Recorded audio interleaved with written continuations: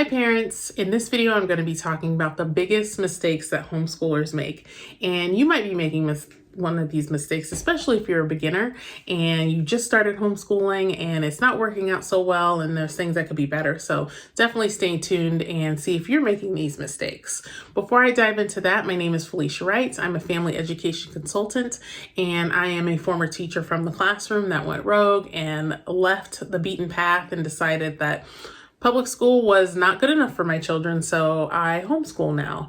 And I kind of do it my own way, and I help other families find the way to do it their way that fits their needs. So first mistake I want to talk about is staying indoors all day long. And I understand that sometimes you just don't want to go somewhere and you're in the thick of teaching. But sometimes we fall into this trap of like, well, if I'm teaching, like we wake up, we do some schoolwork, we might do some chores, and then you find yourselves, it's like 7 o'clock. It's like, we didn't even go anywhere today. And that can drive children bonkers as well as parents bonkers.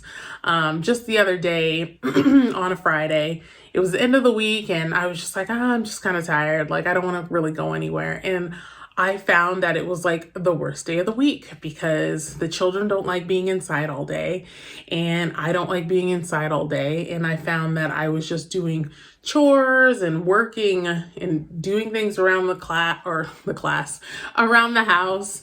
And it just drove me nuts as well as the kids nuts. And we had a terrible day. And at the end of the day, I was like, what was going on today? It's like, oh yeah, we didn't leave the house and it's really good to get out. So if you find yourself staying inside all day, some of the things that we do at times is we'll go for a walk. So I have my 7-year-old, my 5-year-old, and I also have a 1-year-old. So in the morning, I'll make breakfast and we will actually go on a walk. I stick the 1-year-old either in the stroller or a little bucket cart thing. And the girls, they take their scooters and we go for a walk. And we'll go to the park that's down the street and we'll be there for like 2 hours. Like between the walk and being at the park, we'll be gone for 2 hours. And it's just a great way for everybody to get some fresh air, get out, talk to other people besides your children, because there's always people at the park, it seems, at least in my neck of the woods. And our day is better overall. So if you find that you're struggling and you're inside all day, try getting out, go for a walk or go on a field trip, go to the museum, do something. But you have to get out of the house. Even if you just go to the backyard and let them play in the backyard, get out of the house, get some fresh air. The second mistake that homeschoolers make is trying to replicate school. First off, you cannot replicate school. It's just not possible because within a school environment, there's a teacher, there's kids in desks, other kids, and they're there for 6 hours and you just can't replicate that because the reason why schooling takes so long in a public setting is because there are so many children you have to teach. So for example, when I was in the classroom, I had 25 first graders. And you go through a lesson, you teach the lesson, and then you might have 5 questions that you have to answer. And then they do independent practice, which takes another 20 minutes because you're hopping from kid to kid and helping them with their independent practice. And then you might pull small groups to make sure that you're giving all of your 25 kids some one-on-one, more like 1-on-5 attention because it's small groups, so it's not 1-on-1 attention. And that's why the school day is so long, because you have to make sure you're educating all the kids. But if you're at home and you give a mini lesson, you have 1 child or 2 or 3 in front of you, you answer those questions, they get their independent practice done, and boom, you're done. So there's no reason for schooling to take as long as it does in a public school setting. So I hope that makes sense. So you will run through things a lot quicker. And like I said, with the first mistake, like we go to the park we can be gone for 2 hours on a walk / park time. And the reason why it's 2 hours is because I don't have to spend as much time teaching because I only have to school age children. So if you're trying to replicate school and think, oh, well, I have to fill 6 hours of time, you do not have to do that, especially if you only have one child. You do not have to do that. Do not try to replicate school. You don't want to replicate school. That's honestly, like, schools are failing our children. So you do not want to replicate what they're doing in public school.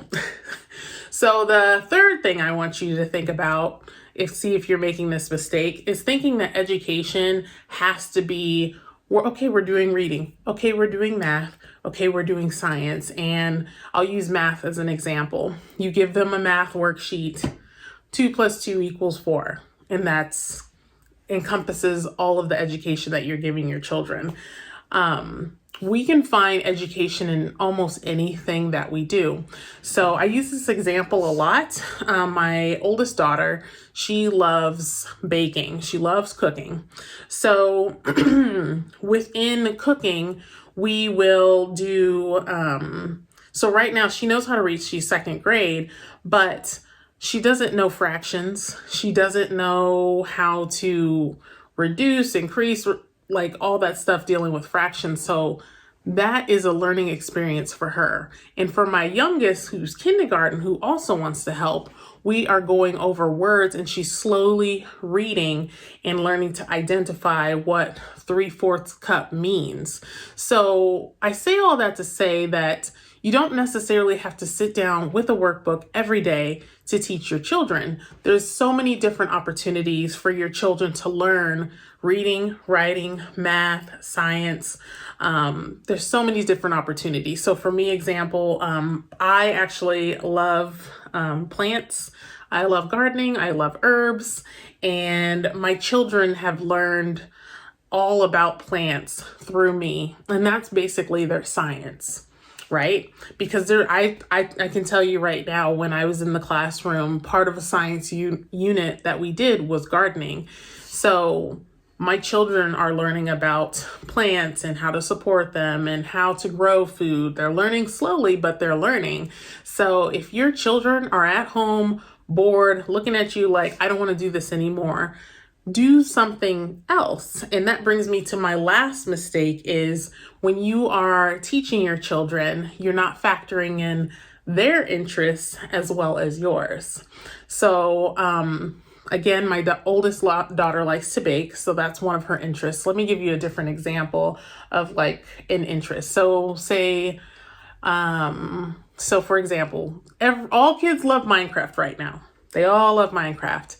And if your child doesn't know how to read, you can get a Minecraft book from the library, and that can be one of their things that they read with you for practice. So you sit down and read the Minecraft book with them, or read a My Little Pony book with them. So you have to factor in their interests, and then learning becomes easier because it's something that they're interested in, versus like words on a page that they don't care about, or numbers on a page that they don't care about. And they're just being forced to learn. Because I can tell you right now, my daughter, who's in 2nd grade, she's way more interested in fractions because she's trying to figure out how much flour she has to add to her cookies, versus I just give her fraction problems and she's supposed to figure it out. So factoring in their interests is super important, and factoring in your interests can be super important as well. You should get something out of this as their teacher. I know I certainly do. I know that sounds bad, but I love gardening, and I love plants. I love indoor plants. I love greenery. That's why I have this in my videos lately. But my oldest and my youngest, they were making fun of me about how many indoor plants I have. Now, it's going to sound high, but it's not that high. I have 23 plants in the house. Now, they're spread out throughout the house, so none of the rooms look like a jungle. But at first they were like, Mommy, this is ridiculous. You have too many plants, blah, blah, blah. But now they're like, oh, Mommy, we want an aloe vera plant because we know it can help with sunburn. And I also want a plant in my room. And they've learned more about plants and how to take care of them because it was my interest. And now we're also learning about how to grow food because it was my interest. So I get to have some fun with my children. And I think it's way more fun that way versus like finding units online and we may not care about it and just doing them. So definitely think about what you're interested in. I used all our interests, but what are your interests? Let me know in the comments below. Like, what would you like to learn with your kids? In a different video, I mentioned that my daughter asked me, she's like, well, how do weathermen predict the future? She's like, I don't get it. I was like, you know what? That's a great question. Let's figure it out because I don't even know. So think about what your kids are interested in, what you're interested in, and factor that in. So I hope that was helpful. If you are struggling with homeschooling, make sure you're not making these mistakes every single day, because it'll be so easy just to quit because it can be a drag sometimes, homeschooling, if you're not factoring in some of this stuff and making it work for you. So I hope that was helpful. Let me know in the comments below, what is your homeschooling experience like? If you need help homeschooling, I have resources in the comments below, as well as the education consultation call where you can talk to me directly and I can help you directly. So I hope that was helpful. Don't forget to like and subscribe and share this with any friends that are considering homeschooling. I have other videos about homeschooling, and I will see you in the next video. Have a great Thanksgiving if you're watching this right before Thanksgiving. Bye.